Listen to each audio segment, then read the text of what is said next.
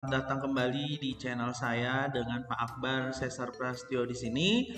Kita lanjut lagi ya ke materi yang selanjutnya, tapi masih dalam bab yang namanya bab struktur sosial. Subbabnya adalah diferensiasi sosial, tapi hari ini kita spesifik ke dalam submateri yang namanya diferensiasi sosial berdasarkan etnis. Gitu ya. Nah, kita buka PPT-nya dulu. Nah, ini dia diferensiasi berdasarkan etnis. Nah, kita masuk ke definisinya dulu ya. Menurut Kuncharaningrat, etnis atau suku bangsa dapat didefinisikan sebagai golongan manusia yang terikat oleh kesadaran dan identitas. Nih ya, oleh kesadaran dan identitas akan kesatuan kebudayaan serta seringkali tapi tidak selalu ya, dikuatkan oleh kesatuan bahasa juga. Tapi yang penting ini, kesadaran dan identitas akan kebudayaan yang sama. Jadi dia sadar dan ngeh dan ngerti bahwa dirinya masuk ke dalam etnis atau suku bangsa tertentu.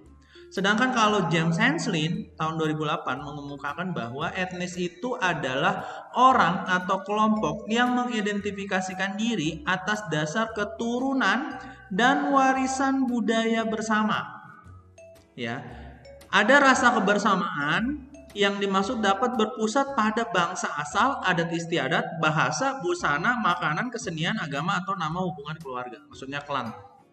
Nah, jadi kalau menurut dua orang ahli yang disebutkan tadi, Kuncharaningrat dan James Hensley, ada ikatan, ya kan? Ada ikatan yang melekat dalam tubuh seseorang, dalam diri seseorang, entah itu identitas, maksudnya identitas keagamaan, identitas kebahasaan, atau corak pakaian, ya, terus makanan khas dan segala macamnya yang terikat pada satu wilayah atau kebudayaan tertentu.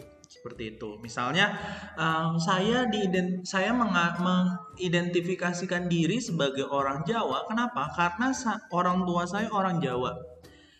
Dan saya terikat dengan makanan-makanan yang khas dari Jawa misalnya ya. Ini misalnya.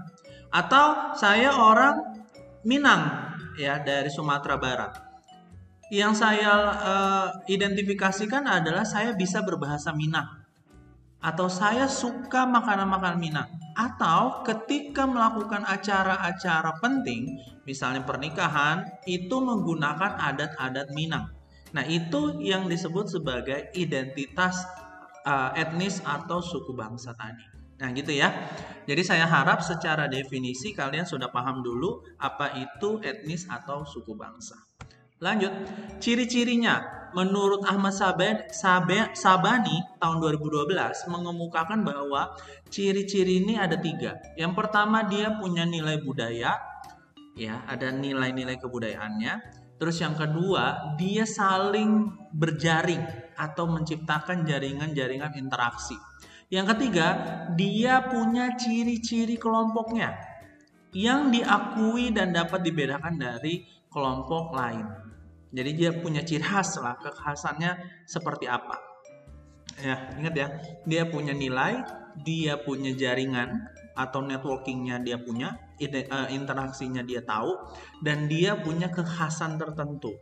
Contoh misalkan yang tadi ya, balik lagi ke Minang atau Padang tadi.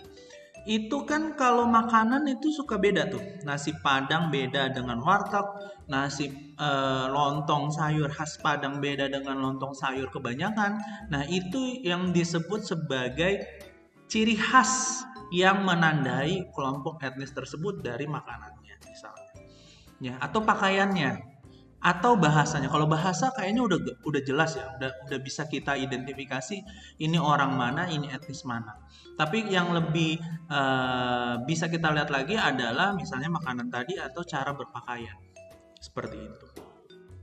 Nah, di Indonesia itu ada yang namanya daerah hukum adat. Yang pertama, di sini ada Aceh, ada Gayo, ada Batak, ada Nias, ada Batu, ada Minangkabau, ada Mentawai, ada Sumatera Selatan, ada Enggano, ada Melayu, ada Bangka Belitung, Kalimantan, dan Sangir Talaut. Ada lagi Gorontalo, Toraja, Sulawesi Selatan, Ternate, Ambon, Irian yang sekarang disebut sebagai Papua, Timur, Bali, Lombok, Jawa Tengah dan Timur, Surakarta dan Jogja daerah khas, daerah istimewa maksudnya, dan Jawa Barat. Jadi di sini kita identifikasikan sebagai daerah hukum adat. Tapi ingat ya, hukum adat ini tidak terikat dengan hukum formal kita. Jadi memang dia diakui aja bahwa ini adalah daerah hukum adat, tapi secara yuridis atau secara hukum formal ini berbeda. Ini biasanya berkaitan dengan hukum-hukum budaya aja, gitu ya. Lanjut. Nah, ini di sini yang perlu kalian pahami adalah keragaman ras yang kemarin kita udah bahas dan keragaman etnis suku bangsa itu tidak mengakibatkan perbedaan apapun terkait dengan hak dan kewajiban. Jadi kalian, oh orang Jawa nih harusnya begini begini begini. Orang Batak nih harusnya begini begini begini. Itu mah ciri khas aja, tapi tidak ada pengikat hak dan kewajibannya dia harus ngapain atau dia berhak apa, dia berkewajiban apa. Semua kedudukannya sama. Ingat ya, namanya diferensiasi itu horizontal. Tidak ada yang lebih tinggi, tidak ada yang lebih rendah. Semua sama, gitu ya. Apa artinya kalau misalkan dia berbeda? Nanti akan timbul yang namanya diskriminasi atau ketidakadilan. Bahkan nanti timbulnya kesenjangan dan pada akhirnya menimbulkan konflik yang berkepanjangan. Jadi kita asumsikan seluruh orang dengan ras atau etnis atau suku bangsa apapun, dia tidak terikat dengan hak dan kewajiban yang berbeda-beda. Mereka sama di mata hukum atau di mata negara ini ya. Seperti itu. Nah, oke.